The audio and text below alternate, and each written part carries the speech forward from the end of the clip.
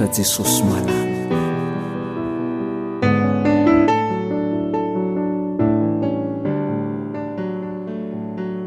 Mazoto makany am-piangonana fa ny fombo labe fialonana. Menatra Jesosy malala. Isan'andro mamaky baiboly fa ny saina mbola ny devoly. Menatra Jesosy malala. Kristianina efa vita batisa fa mitana fanao jentilisa. Menatra Jesosy malala.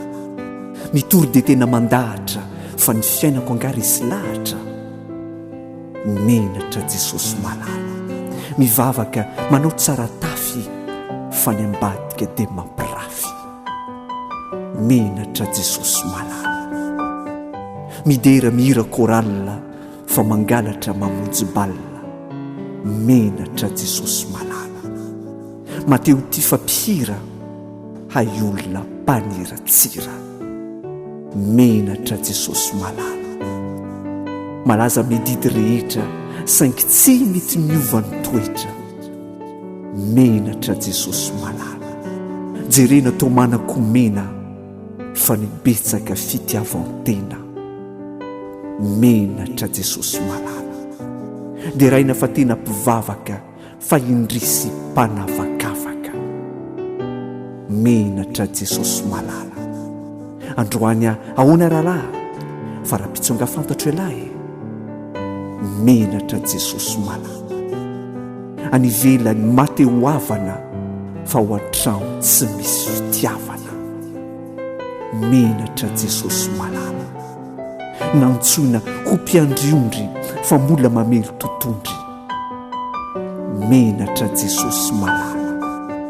Tsy miandany ambony polipitra fa misoko manao politika.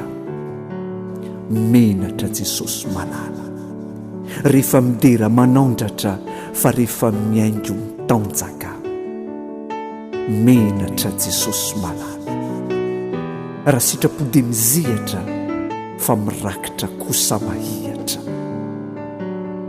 Menatra Jesosy malala. Fanompona ety tsisy tasy hay mbola mandray odigasy.